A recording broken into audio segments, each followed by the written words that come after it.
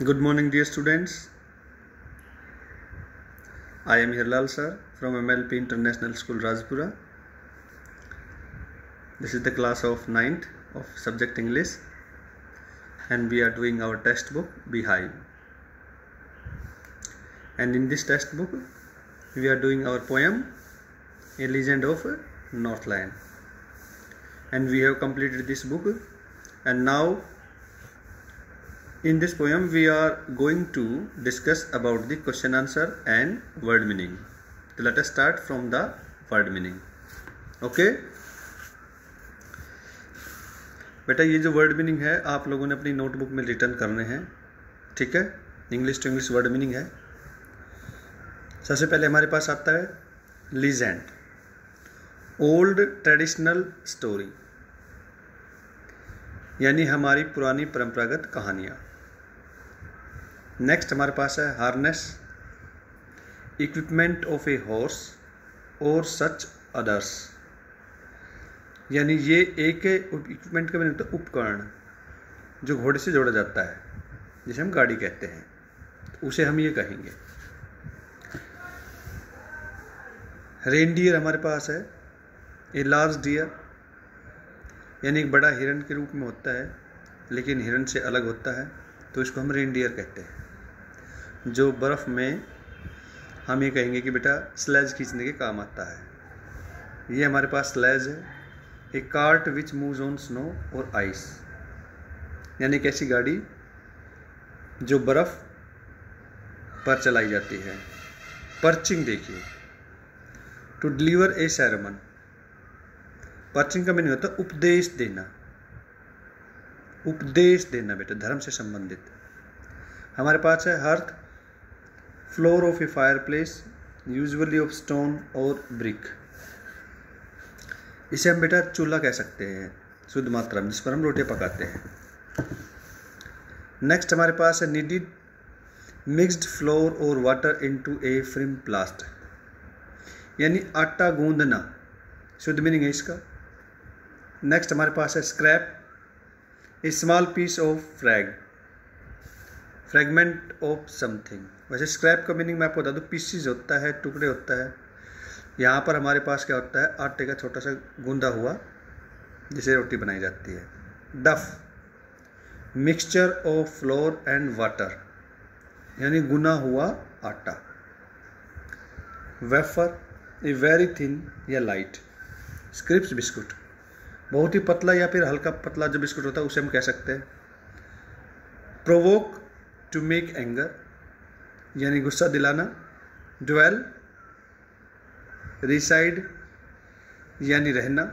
Shelter, something serving as protection against heat, cold and etcetera, इसे हम बेटा आश्रय कहते हैं, घरों को हम शेल्टर कह सकते हैं। स्कैंटी, हार्डली इनफ, यानी स्कारसी, यानी मुश्किल से, यानी वेरी स्मॉल साइज। और स्कारलेट हमारे पास है ग्लेसी रेड, यानी लाल रंग। आइए बेटा, let us start our question answer.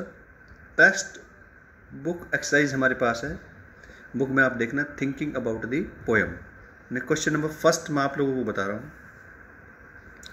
Question first है, विच कंट्री और countries do you think the northland refers to, यानी जो नॉर्थलैंड यहाँ पर वर्ड इस्तेमाल हुआ है, ये किन देश को या किन देशों को, इसको आप सोचते तो भी बताता है।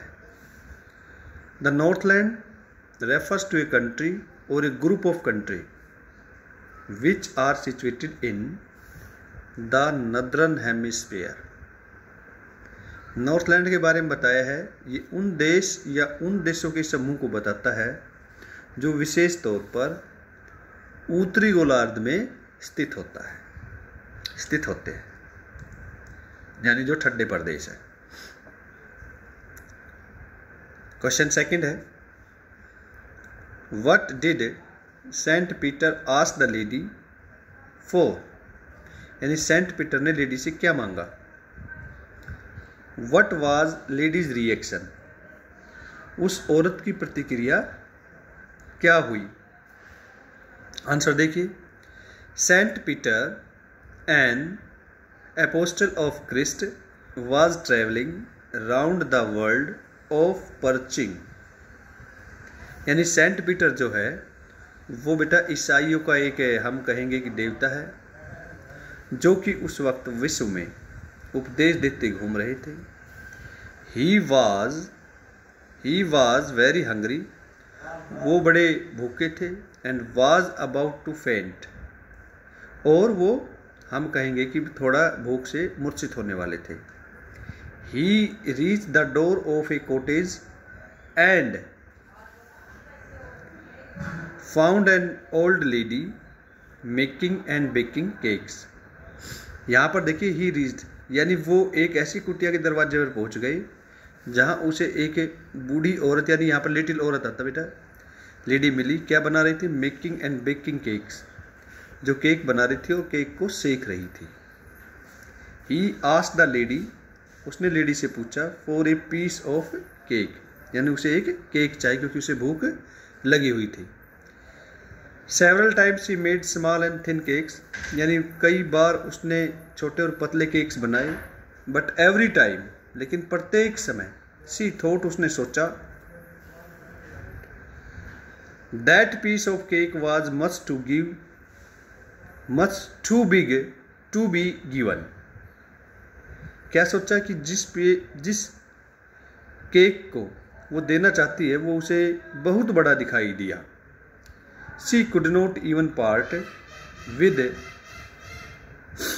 ए piece of cake which was as thin as a wafer, यानी उसको भी वो नहीं दे पाई क्योंकि उसे जो केक जो था, जो कि इतना पतला था जैसे कागज, लेकिन उसको भी वो नहीं दे पाई।